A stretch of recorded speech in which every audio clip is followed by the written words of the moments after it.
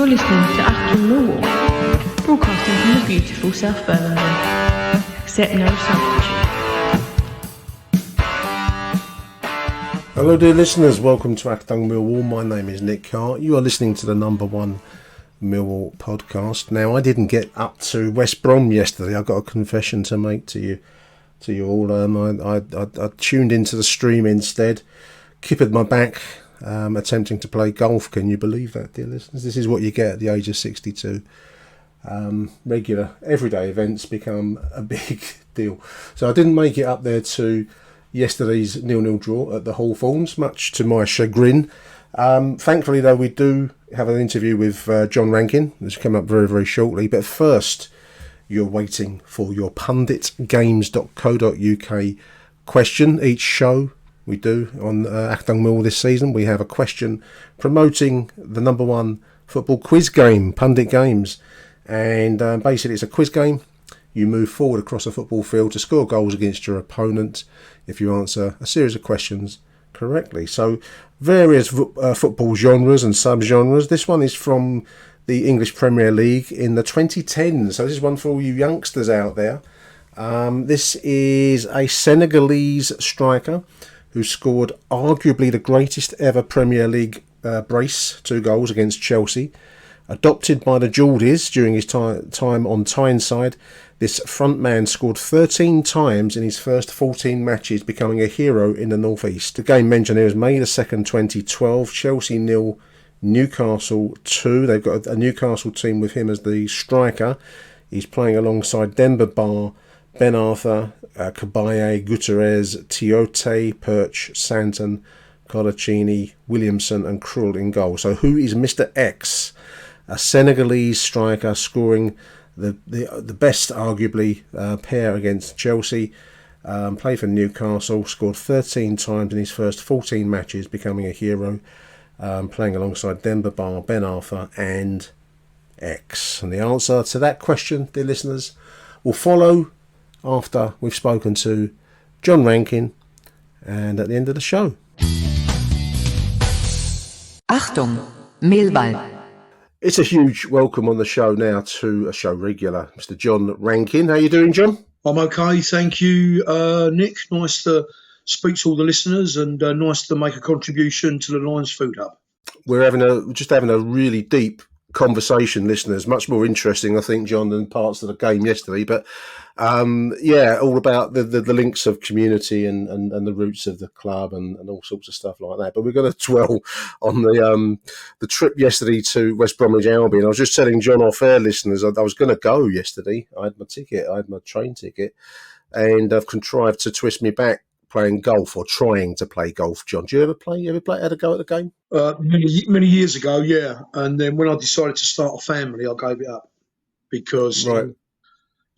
It's kind of all-consuming, really. Yes, it does consume you. Yeah, I can see why footballers do it. I can, because it's quite a popular game amongst the football fraternity. I think, and listeners might be better. Well, they're going to be way better than me because I keep hitting the ground in front of the ball, and if I do hit the ball, it goes wherever it goes. I can't really aim it at the moment, but it has a fascination to it that is. I can see how it becomes addictive, John. So I can understand that. Actually, you only remember the good shots, don't you? That's the thing. See, it's like few and far between for me. One good shot will keep you going. Or for the other 150 that you take, not including your shots. I'll start up a separate golf podcast for all you amateur golfers out there, listeners. Anyway, on to yesterday's 0-0 draw up there at West Brom. You went, John. Well done to you, mate. I watched it on stream. Yeah.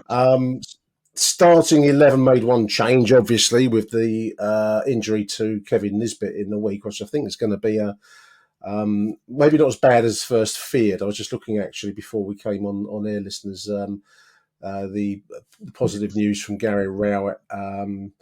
We're waiting to see how Tom Bradshaw gets on out yesterday, but the Nisbet injury doesn't seem as bad as first feared. But anyway, yesterday's starting 11, Bart in goal, backline Murray Wallace, Jake Cooper, Ryan Leonard.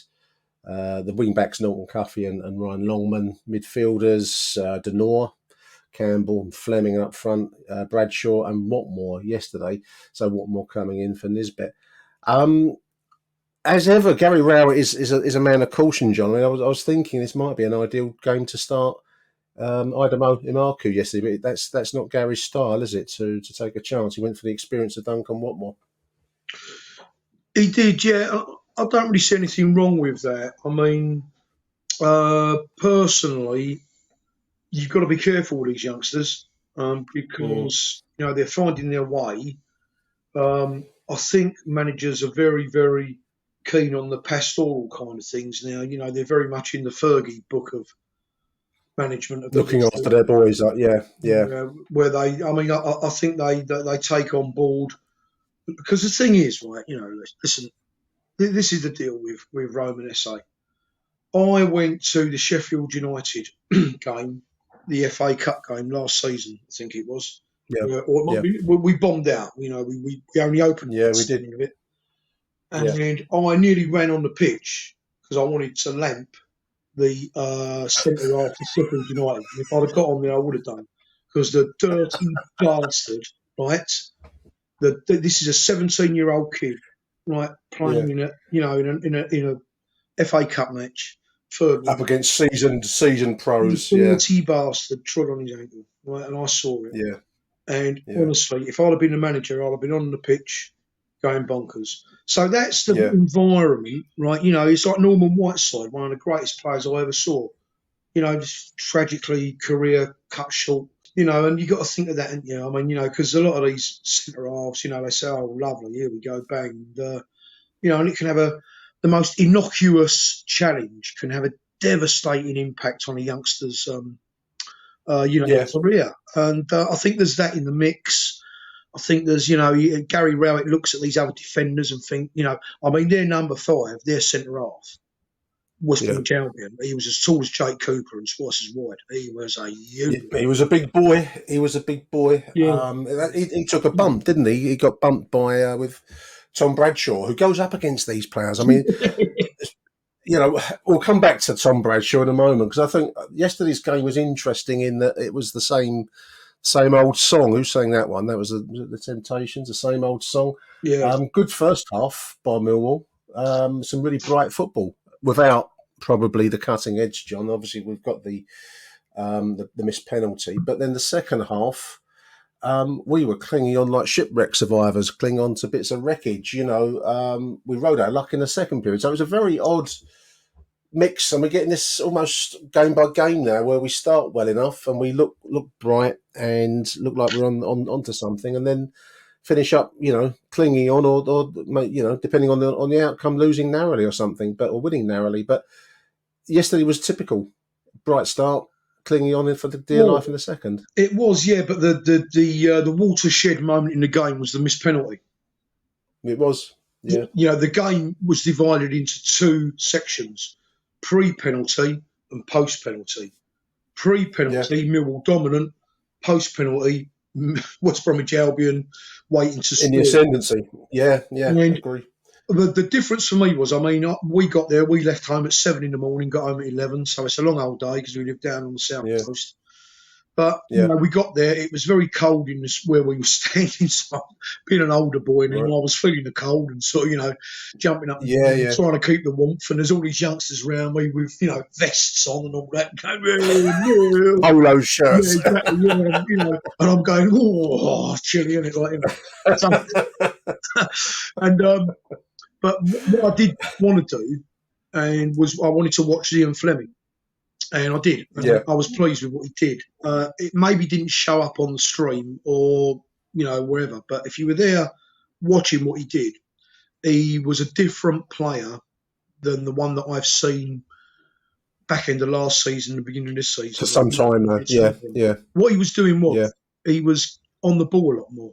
And if they do this analysis, he was getting a lot more of the ball. He was showing for the ball, and he was completing a lot more passes. And that's what you want from a number 10. So I thought, this is good. And he was creating. He was putting people through. He was linking up with Denore quite nicely. Still not, jury's out for me on this Alan Campbell. I don't know what Billy Mitchell's done to to be dropped to Brian Campbell. I really don't. So anyway, but Denore and Fleming look like they got something going. And, moving up and down the pitch, little triangles, and that's nice to see with your number 10. And then we were dominant. But then the penalty happened. And I've got to say, I was standing with a couple of other lads, and we both all looked at each other and said, he's going to miss this, and you can just see it. And he was. He's a natural right footer. So when the pressure's on, he takes stuff with his right foot. And a right footer taking a penalty, when you're lacking in confidence, you put it in the left-hand corner, because that's the natural angle that a right-footed footballer strikes the ball. You move across the ball like that. If you open your body up and hit it with the inside of your foot, you're into a different dynamic with a right footer. So for a left footer, when they're feeling under pressure, they'll put it in the right corner. And for a right footer, when he's feeling under pressure, he'll put it low in the left corner. That's your natural instinct. The goalie read that, and he was always going to save it. You could just see, it was just so. And I thought, oh no, he's going to, and the goalie just went sweets off a baby, right? Because he stood to the left of the ball. I think he even glanced at the left. He couldn't stop himself. Ran up. Went to, pretend to put it in the right, and the goalie went, I'm not having that. The goalie went a bit early, but it's worth doing because all that happens is they retake the penalty, so it's more pressure for the penalty taker. Goalie went early and stopped it. And the game, he just drifted out of the game after that. And it's a shame because with the benefit of hindsight, maybe your captain would have said, "Oh, Bradders, come on, you slot that in, mate," or someone else. But if Zian had slotted it home, it would have been the return of the prodigal son. Big boost to his confidence. The Messiah is back. He would have given it the old, clenched fist. So it was high risk. And I think that this is where maybe Gary Rowett shows his lack of his lack of real sort of Premiership quality, in that he should have all this. You don't leave your I mean, Jake Cooper's not a very demonstrative captain as far as I can see. He's starting to do a bit of hand clapping. But, but really, I don't know. I think it was very risky to get Zian Fleming to take that penalty, and it didn't pay off. And consequently, we did well to come away with a point. Very lucky. We did. I mean, you're right. I mean, it was a strange game to watch. I mean, I was watching it on stream.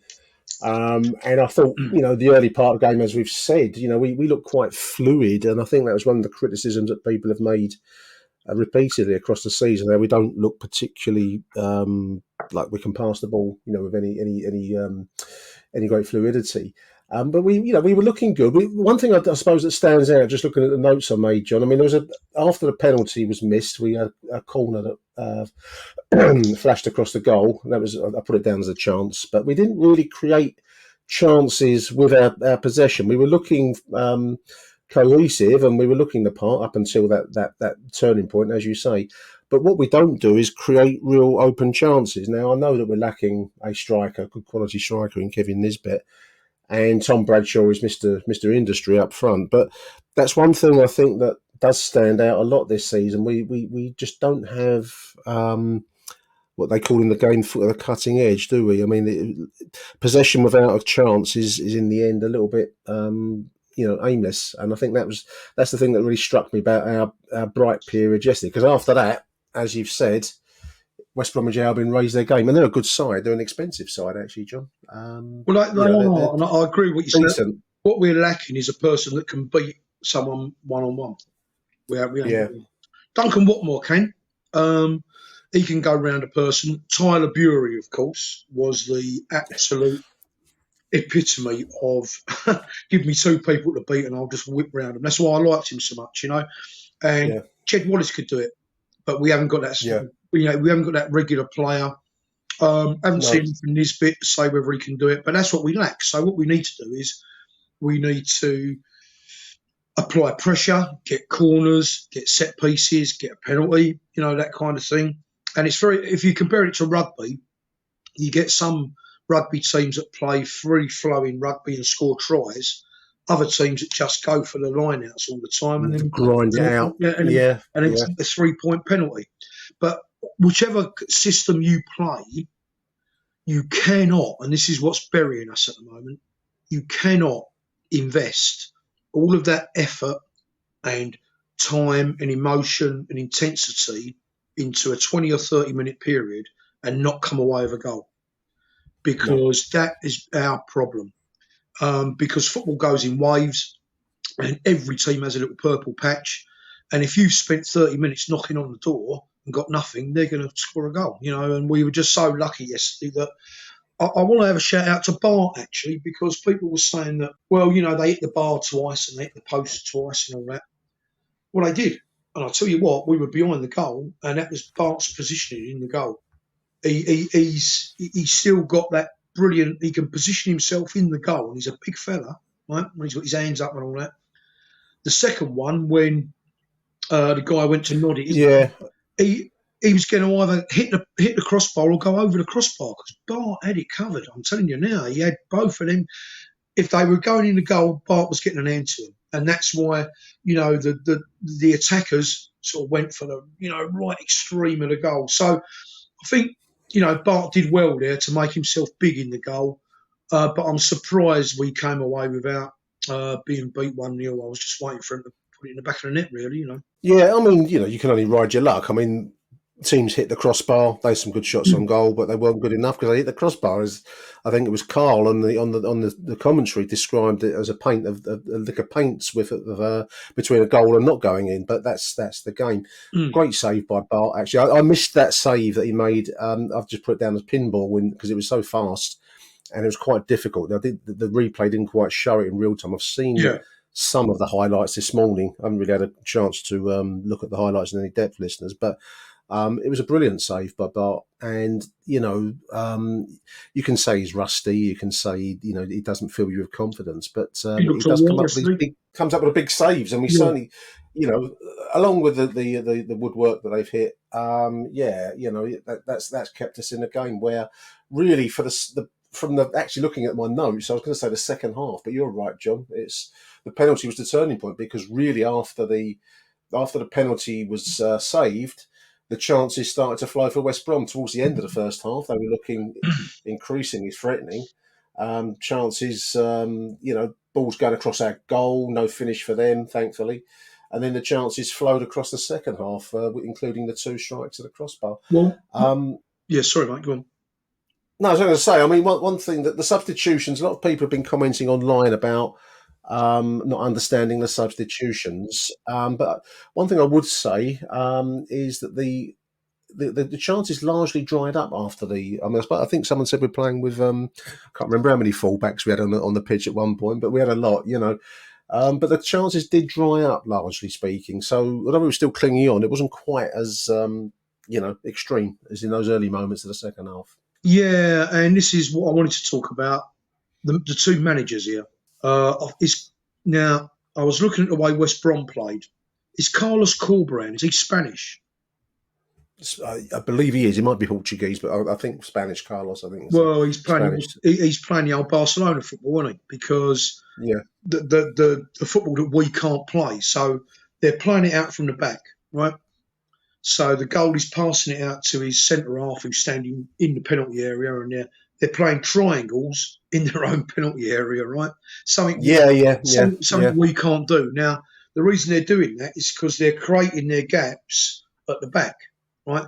And Alan Campbell fell for it on a number of occasions, but there was one really bad one where they're passing it around, okay? He's broke ranks. He's gone rushing out to put a press on, and they've gone, thanks very much, there's our gap, bang. And they played it through, and that was on the edge of our penalty area. Now, so the thing is, right, that's a big problem with that guy, because you press as a team, right? You don't press as individuals. So he's left a huge right gap, and they've exploited it. Now, if you look at our style, we're in this 5 at the back with wing backs, and you've got to have a number 10, like, you've got to have a brilliant number 10. But what I'm saying is, both of these managers are not being pragmatic, because both of these teams struggled to give us a good, entertaining game. There was at least, I said to my boy, I said, there's one goal in this. We're going to watch a 0-0 draw or a 1-0 win or loss. Yeah. And that's bollocks, really. That is bollocks, because that's no good for football. That's no good for the players themselves, right? These are championship players. who struggle to play in these formations.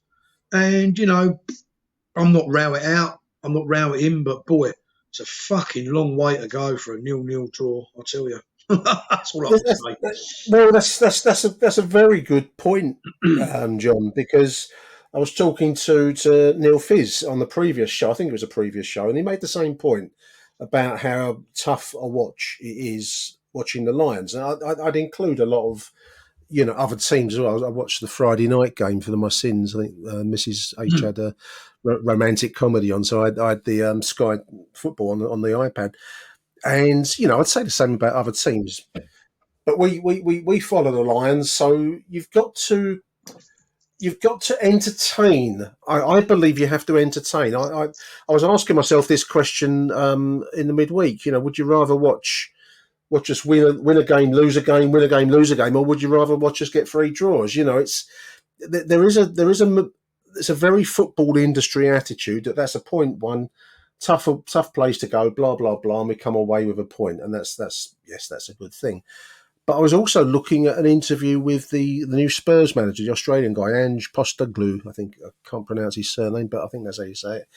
And he made the great point in that what first gets you interested in football, it's not defensive football. It's always open, attractive, forward play. That's what the customers pay to watch.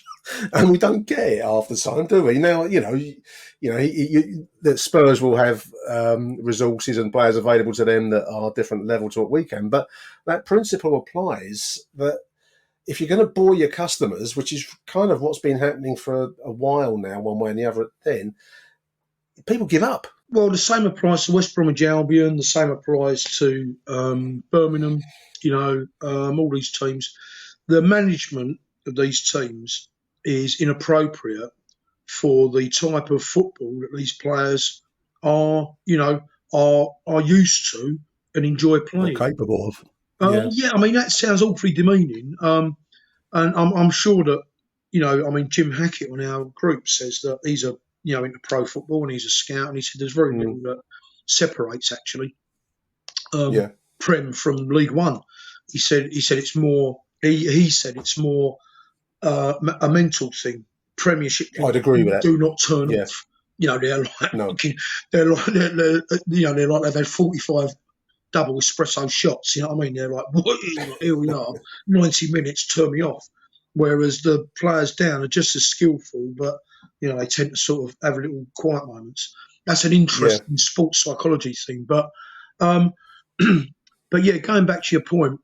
Well, listen, I love a bit of defence, but as my dear old dad used to say, there's a difference between splitting your arse and tearing it.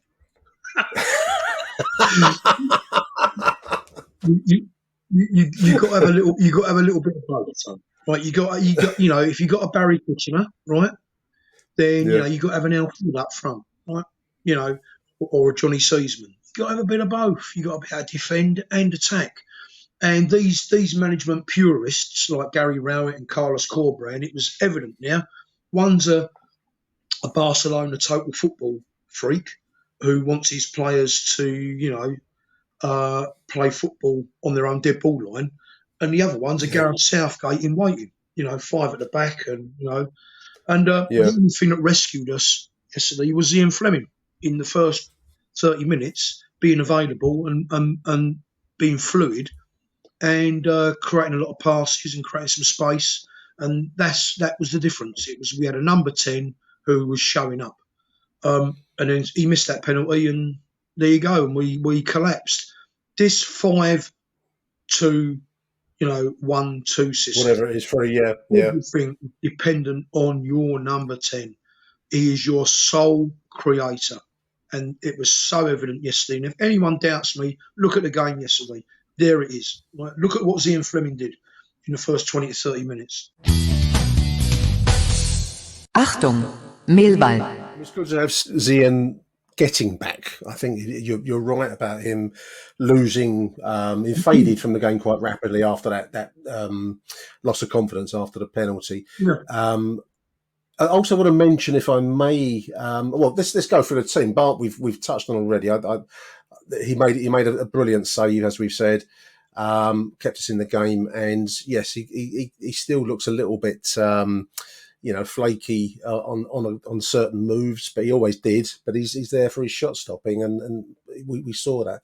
I want to give a shout out to the defence yesterday, John.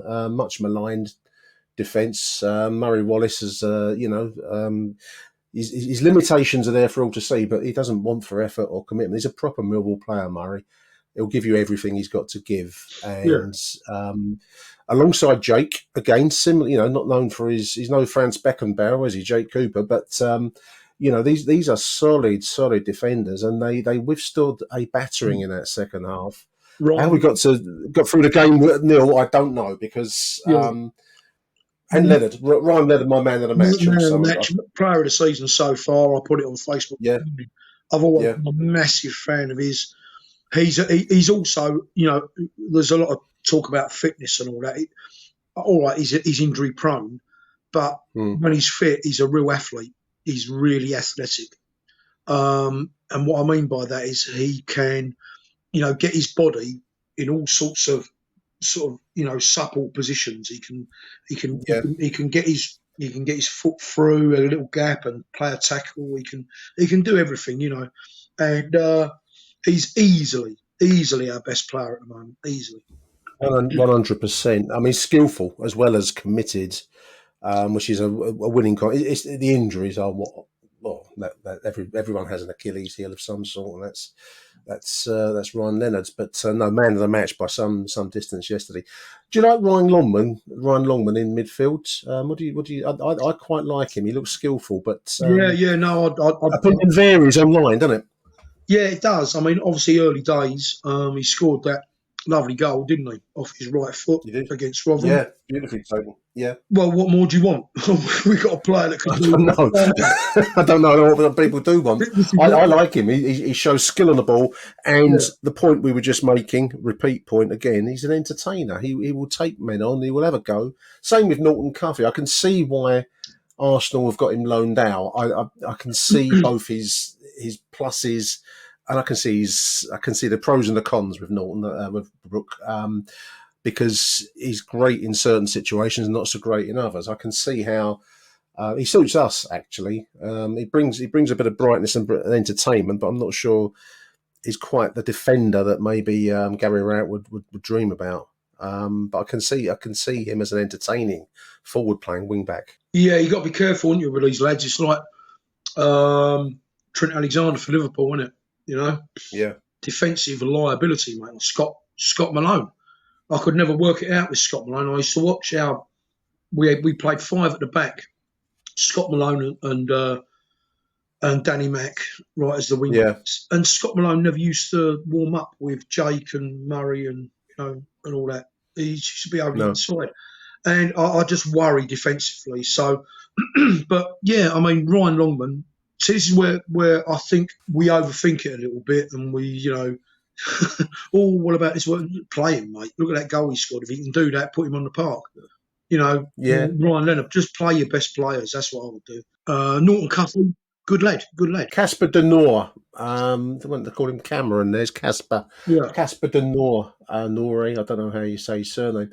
I like him. I think he links well with Zien. I do wonder whether Zien's resurgence a little bit, John, is down to the playing alongside skillful players like De Noor. I think he's been a good acquisition for us. Yeah, I think you're right, and I think that my preferred.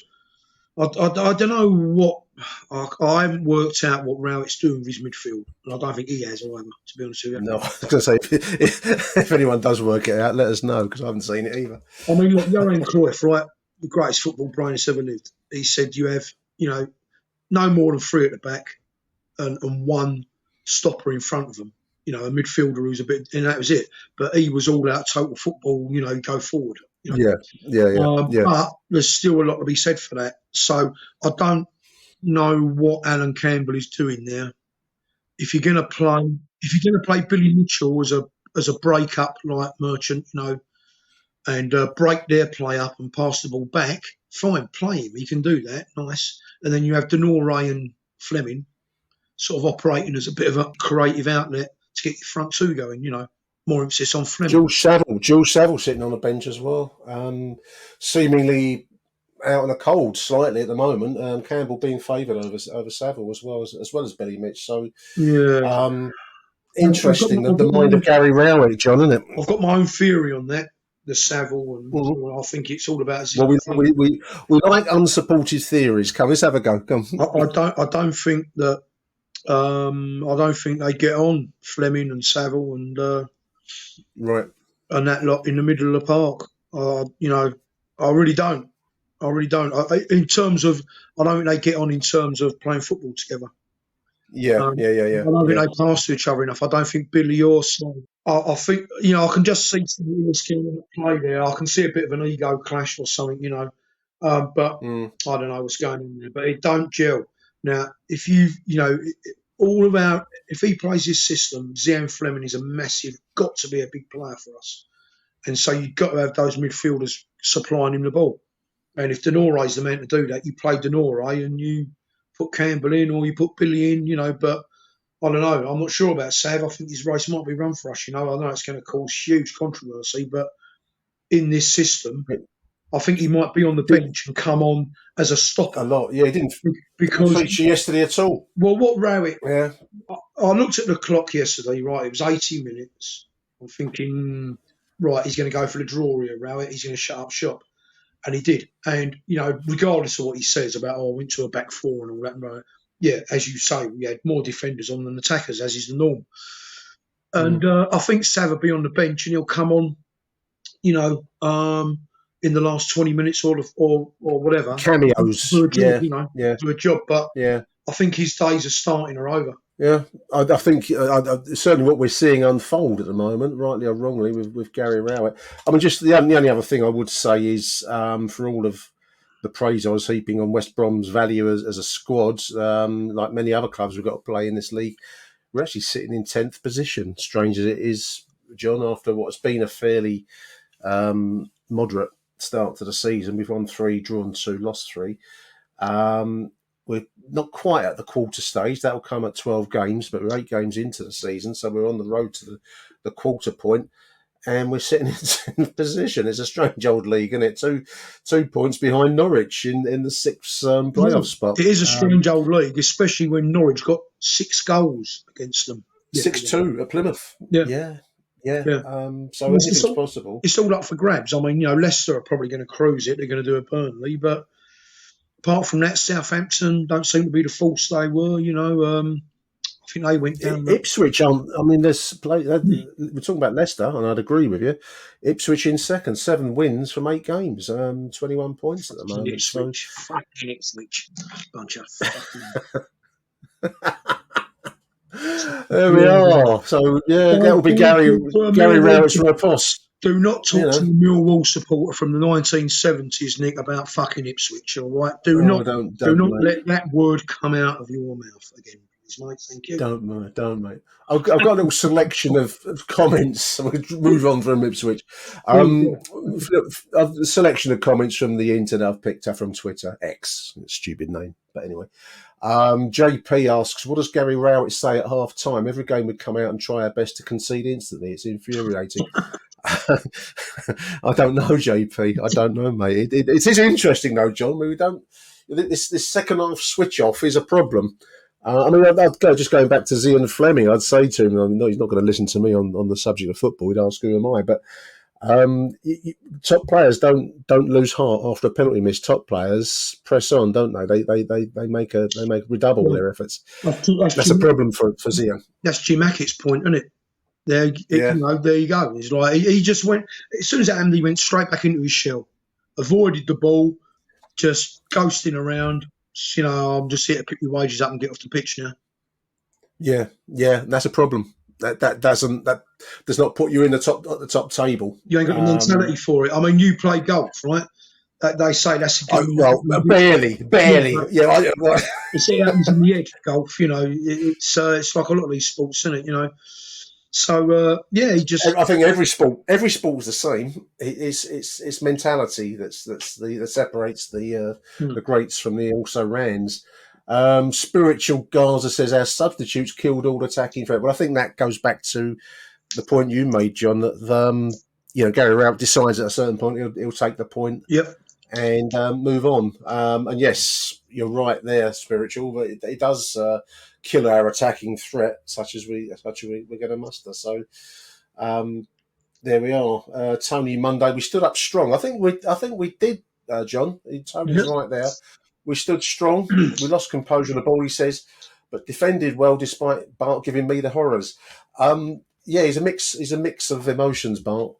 Great saves and then some flappy moments, but that's always been so with him, isn't it? Yeah, absolutely. I mean, this goes back to the Long debate. I mean, the reason why Long was brought in is because at least our back three or back four could pass the ball back. You pass the ball back to Bart and he might kick it in his own net. You know what I mean? That's the problem. Kieran Mill makes an interesting point. He says he dreads to think how bad Wes Harding must be if he's still not getting game time. And talked about Murray Wallace. I don't think Murray Wallace is terrible, Kieran. I don't think that's fair. I think he gives 100%, and that's all you can ask of anyone. And because not everyone does do that. But yeah, Harding is an interesting player, John. I mean, I've only saw him at Birmingham when he came on for Hutch. He did a good job. And seemed to also bring a bit of leadership out there as well. Well, Gary Rowett knows him well because Gary Rowett had him at Birmingham. Yeah. And so he's not playing him. Yeah. He's not taking the field, is he? I thought it would have been a shoo-in to start him against his old club, Rotherham, in the week. Yeah. But he seems a nice lad, Wes. I've heard a lot of positive comments about him from the terraces. Are they called terraces anymore? No, I agree. from the boots, from the terraces. Do we not sit on the terraces? I think I know what you mean. Yeah, from where we all go. So I've heard a lot of positivity about him, and I think he's probably waiting to. What's being said is, well, when Murray goes to Gillingham, our reserve team, Wes will come in and replace him. So there might be something. Maybe something in there. Final one, Block 10 CBL says we're resorting back to a long ball, which we will hardly win in the air again. We have to be better than this. I do agree with that, Block 10. I don't know how you... I think the commentary team yesterday, I've said it myself, how does Tom Bradshaw win the ball so well in the air? And he does.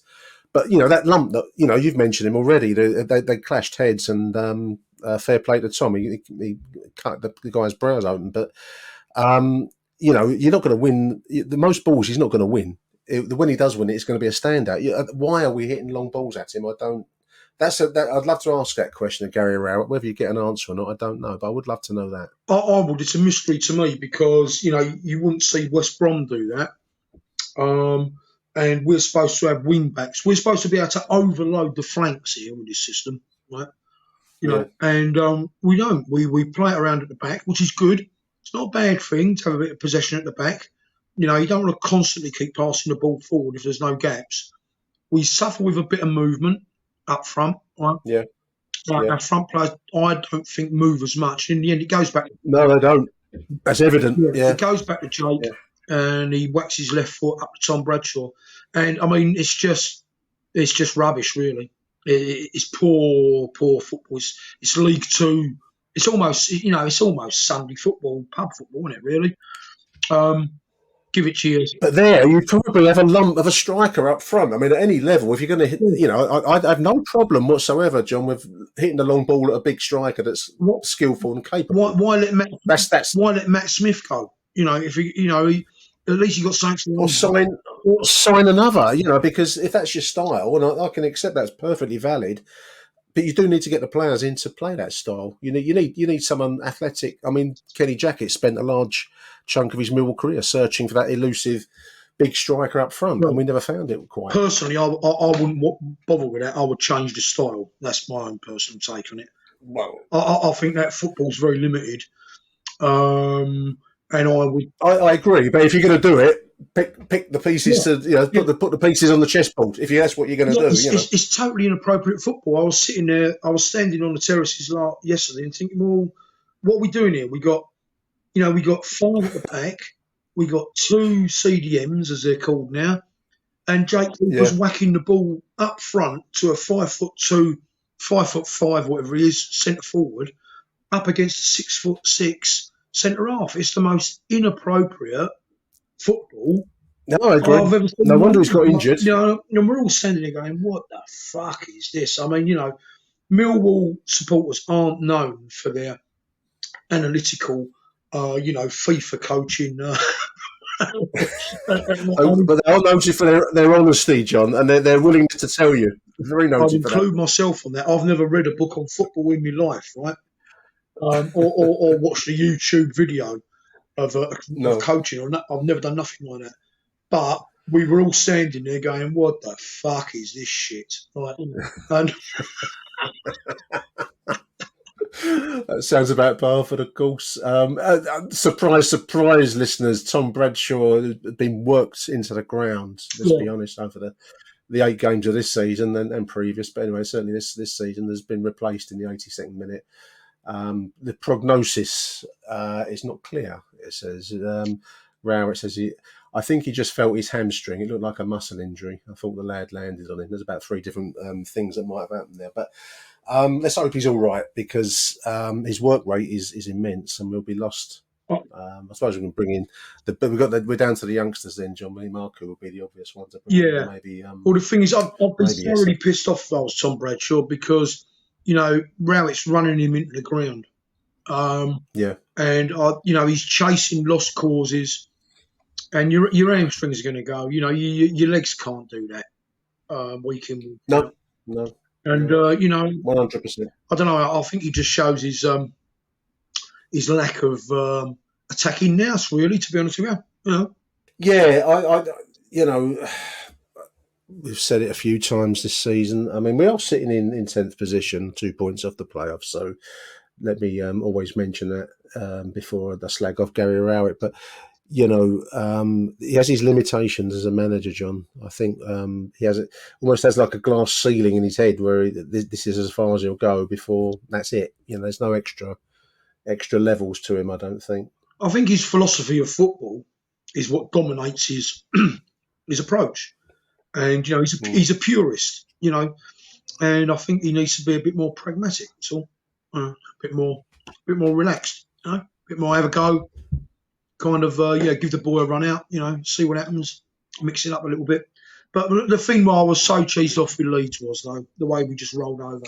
The lack of fight. Yeah. Fuck it, just kick them up in the air, fuck it. I mean, someone said to, Jesus Christ, this is Millwall, If we can't, if we can't kick bollock and bite, what are we? We're nothing. Danny Mack came on yesterday and took a scythe. I saw that challenge. Yeah, he got yellow for it, didn't he? And we all went, yes, he's won. He's won. Immediately bought the travelling CBO and halfway. Brought the travelling support into the game, as ever. But no, I mean, well done for going, John. Well done for going yesterday, mate. No, I mean, you can't condone a Kevin Muscat type nutty approach. But what I'm saying is, I don't think we even got a yellow card in that Leeds game. And at 2-0 down, no, we didn't look like we cared, did we? That's it. At 2-0 down, you start making your presence felt. You start just a little gentle nudge with the old studs down the back of the calves a couple of times. Just let them know you're there. And this is old school Millwall talk here. Listen, younger listeners would have to close their ears. All these FIFA generation. I got my metal stud today, centre forward. And but no, just I'm sure professionals like George Saville know how to do all that business. Of course they do. That's what, he's not taking the field, and as we've said, I think he's highly unlikely to as well. But there we are. Yeah, so it's interesting times down at Millwall, but I just hope we get a little bit of that sort of, I don't know, that X factor that we're known for. We had an X factor at Millwall, and we ain't got it at the moment. No, it's gone missing. It's gone missing, mate. Good to talk to you, John. Great. Well done for going yesterday, mate, and thanks for sharing your time with us this morning. Do appreciate it. Oh, thank you very much. Achtung, Millwall.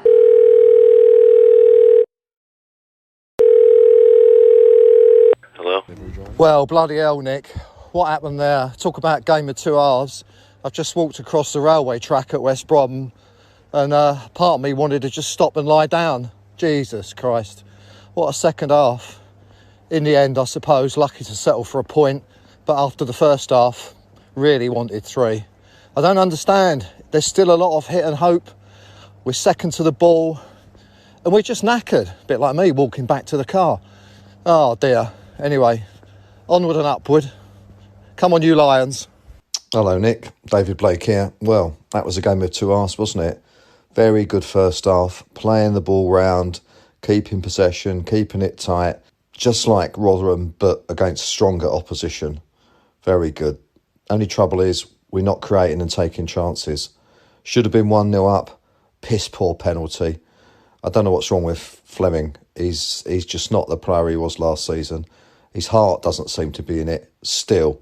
So I don't know what the solution is really, other than to give him a rest and try and get him revitalised. Second half, well, disaster really, wasn't it? Couldn't get hold of the ball, kept losing possession, hit and hope every now and again, still knocking it forward. Every time we knock it forward, we lose possession and it comes straight back at us. High points, well, Bart's kept another clean sheet. Fantastic. Feel so good for him. Another high point, chicken tikka kebab at the Vine before the game. And third high point, thank Christ Wallace didn't score. On that happy ending, come on you Lions. Bye for now. Achtung, Millwall. Huge thank you to John Rankin for joining me on this Sunday morning after that fairly, full on in the end, 0-0 draw. Full on from a West Bromwich Albion point of view. I think we were clinging on, as I've just said, like they do at the Titanic, as the ship's about to go down, you get people still clinging onto the rails right up in the air. How we got through that game at 0-0, I don't know. Anyway, we did.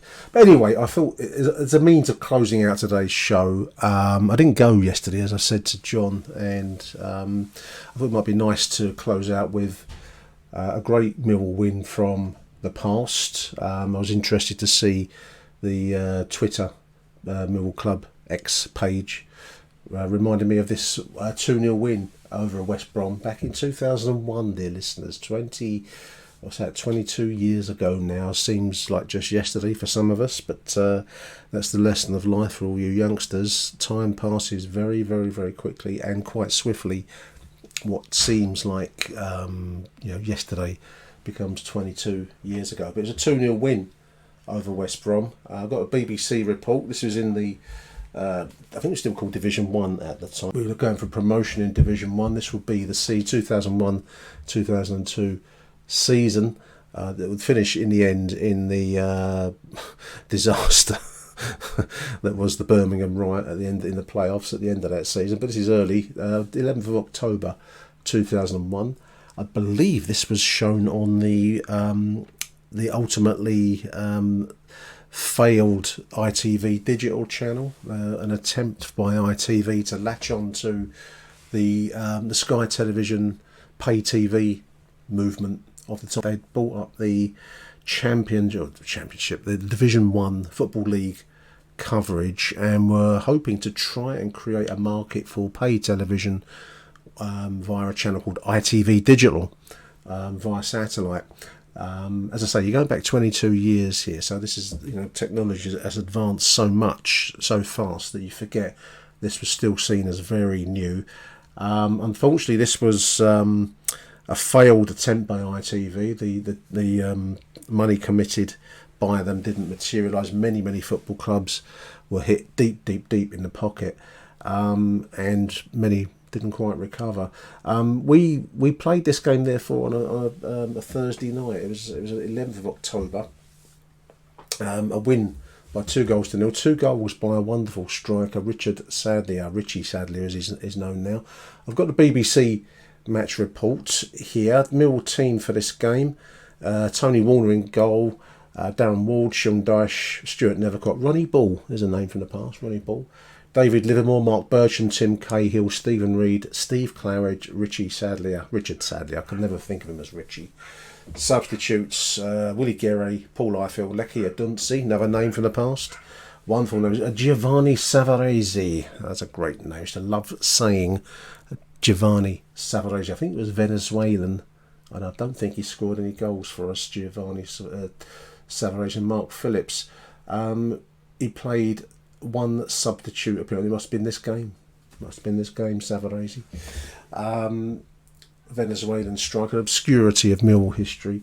But two great goals by, two superb goals, says the BBC, in actual fact, by Irish striker Richard Sadlier, shattered West Brom's dreams of snatching second spot in Division 1 at the Hawthorns on Thursday night. The Dublin-born Sadlier doubled his goal tally for the season by scoring in the 19th and then the 26th minute of this game to sink high-flying Albion. First struck for the first time when he collected a fine pass from defender Sean Dyche, now Everton manager, isn't he, Dyche?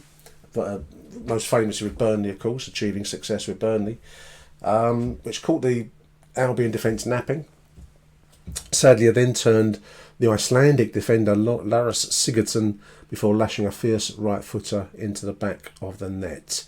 It goes on for a couple of names for West Brom striker Scott Dobie powered his 51st minute header straight into the arms of Tony Warner. He would come to play for us in later times. Scott Dobie, not very effectively from memory.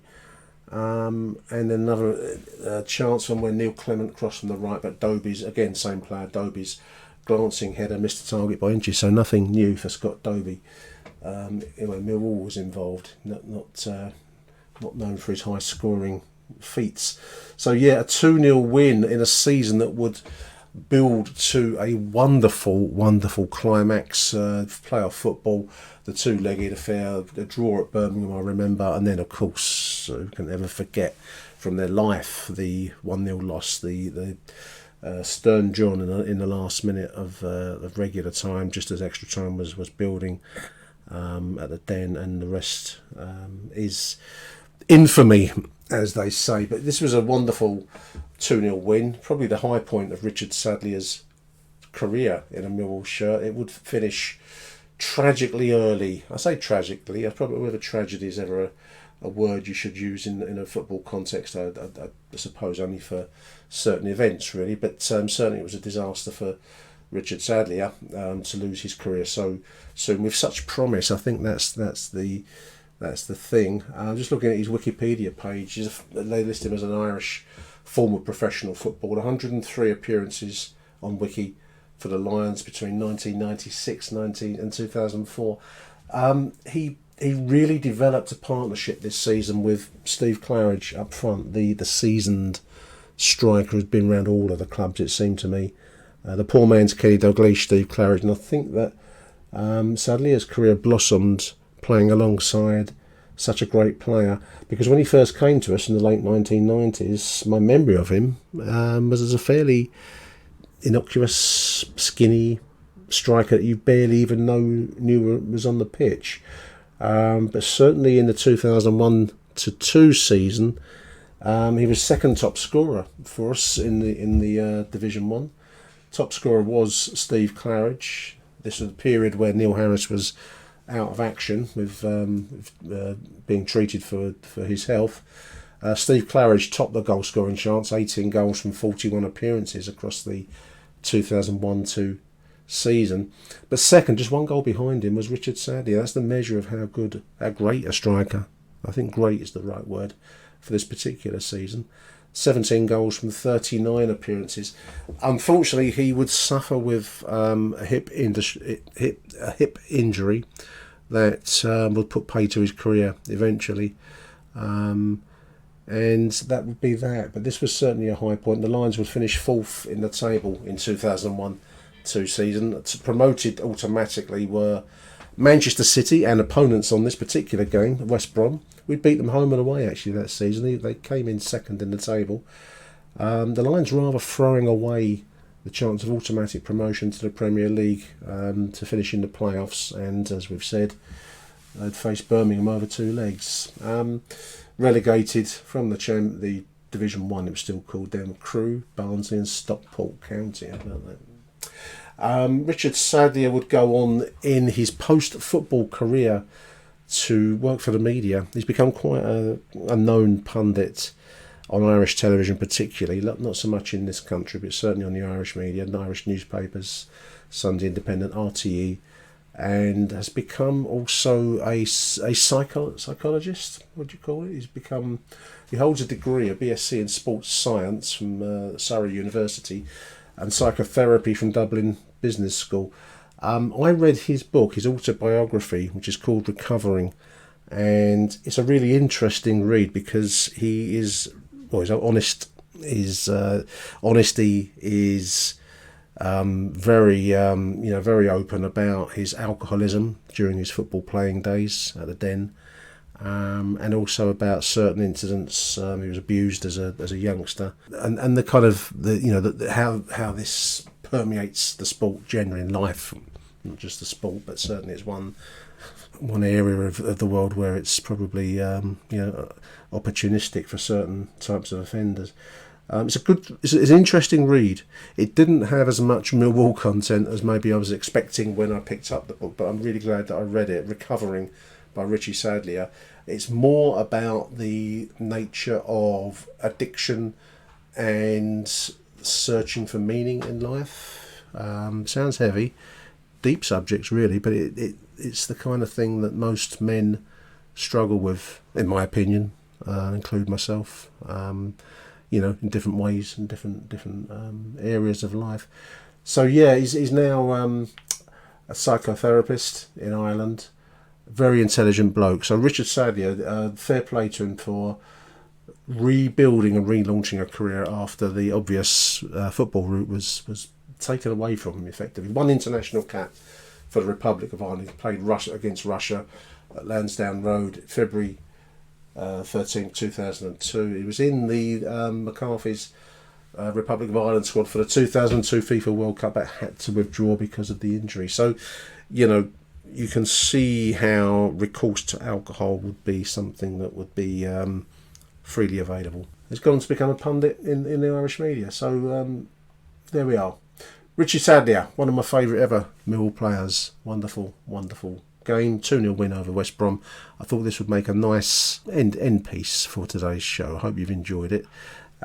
Big thank you to John Rankin for joining me on today's show, and we'll be back, dear listeners, after the Swansea game, which is next Saturday.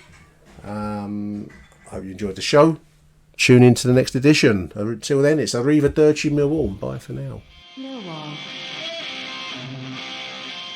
The answer to today's pundit.co.uk question, the number one football quiz game. Did you get it?